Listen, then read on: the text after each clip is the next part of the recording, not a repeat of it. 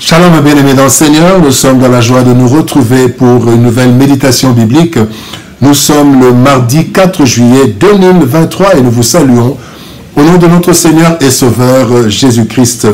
Nous allons lire un texte dans l'Évangile selon Jean, chapitre 1er, verset 29, et nous lirons dans deux versions. Dans Louis II, il est écrit « Le lendemain, il vit Jésus venant à lui et il dit « Voici l'agneau de Dieu qui ôte le péché du monde. » Et dans la Bible du Sommeur, il est écrit « Le lendemain, Jean aperçut Jésus qui se dirigeait vers lui. Alors il s'écria « Voici l'agneau de Dieu, celui qui enlève le péché du monde. » Jésus, l'agneau parfait.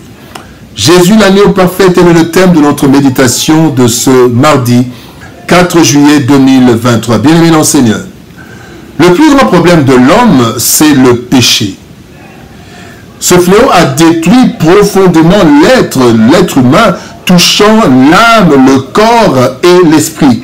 Le péché a en fait complètement corrompu l'être humain au point que l'apôtre Paul pouvait affirmer dans Romains 7, 17 et 18, « Et maintenant ce n'est plus moi qui le fais, mais c'est le péché qui habite en moi. Ce qui est bon, je le sais, n'habite pas en moi, c'est-à-dire dans ma chair.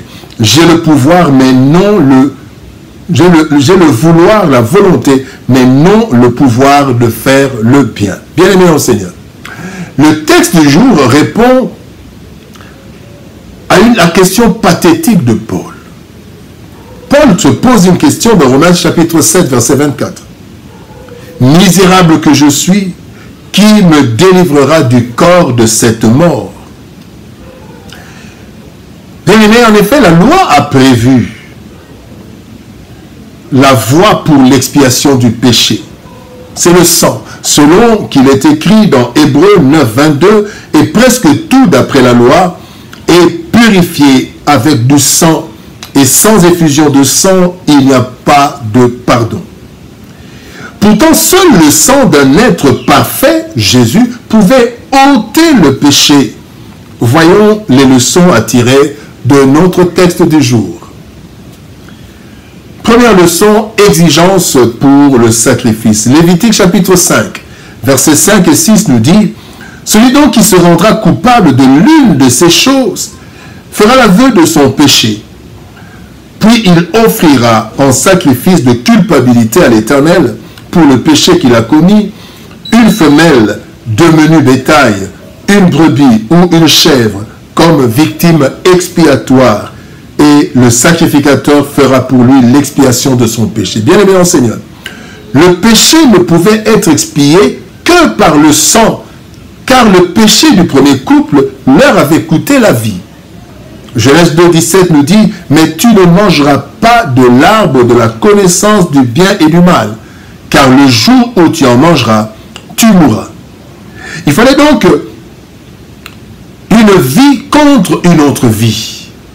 Dans l'Ancien Testament, Dieu a instauré le sacrifice de l'animal, car tout homme ayant péché, aucun sang humain ne pouvait racheter l'homme. D'où la notion du bouc émissaire ou de la victime expiatoire. Nous pouvons dire cela dans Lévitique 16, 7, 10.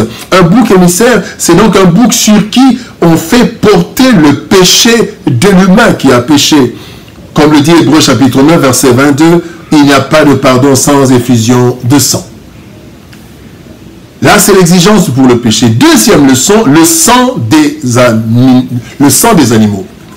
Hébreux chapitre 10, verset 4 nous dit « Car il est impossible que le sang des taureaux et des boucs ôte les péchés. » Tout au long de l'ancienne alliance, bien-aimés, le péché était couvert mais non ôté, car, premièrement, ce n'est pas un animal qui a commis le péché au jardin d'Éden. Deuxièmement, le sang des animaux est différent de celui de l'homme coupable. Troisièmement, la nature entière a été affectée par le péché. Donc même les animaux ont été affectés, même s'ils n'ont pas péché. Voilà ce qui explique que le sacrifice devait être repris autant de fois qu'il y avait péché. Donc ce dernier persistait, mais était couvert et apaisait la colère de Dieu pour un temps. C'est ce que nous voyons dans Hébreux chapitre 10, verset 11. Il est dit, et tandis que tout sacrificateur fait chaque jour le service et offre souvent les mêmes sacrifices qui ne peuvent jamais ôter les péchés. Donc on devrait offrir régulièrement ce sacrifice parce que le péché n'était pas ôté, le péché était seulement couvert. Troisième leçon, parlons du sacrifice parfait. Hébreux chapitre 9, verset 11 et 12 nous dit, « Mais Christ est venu comme souverain sacrificateur des biens à venir. Il a traversé le tabernacle plus grand et plus parfait, qui n'est pas construit de main d'homme, c'est-à-dire qui n'est pas de cette création.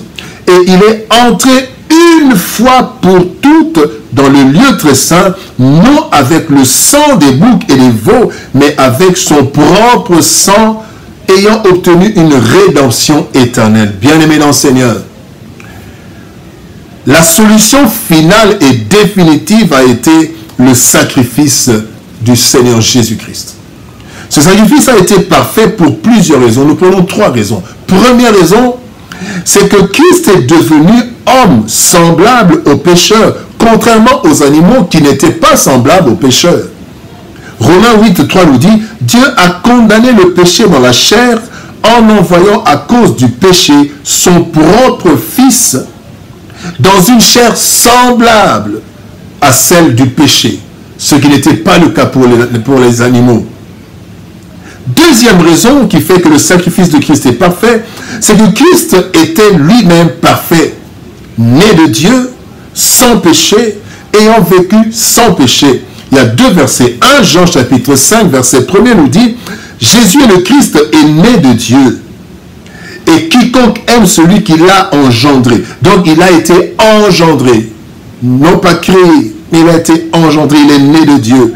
Et le deuxième texte dans Hébreux chapitre 4, verset 15 nous dit, Christ a été tenté comme nous en toutes choses, sans commettre de péché. Il était sans péché, il est né sans péché, il a vécu sans péché, il est mort sans péché. Troisième raison, son sang parfait pouvait régler le problème du péché une fois pour toutes.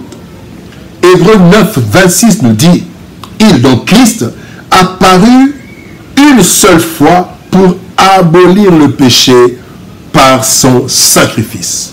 Bien-aimé dans le Seigneur, Jésus-Christ, notre Dieu, notre Seigneur, est donc l'agneau parfait qui ôte le péché du monde. Voilà pourquoi, avant même qu'il ait accompli l'œuvre, Jean-Baptiste pouvait dire, voici l'agneau de Dieu qui ôte le péché du monde, inspiré par le Seigneur. Bien-aimé dans le Seigneur, à la chute de l'homme, Dieu a sacrifié un animal pour couvrir la nudité d'Adam et Ève.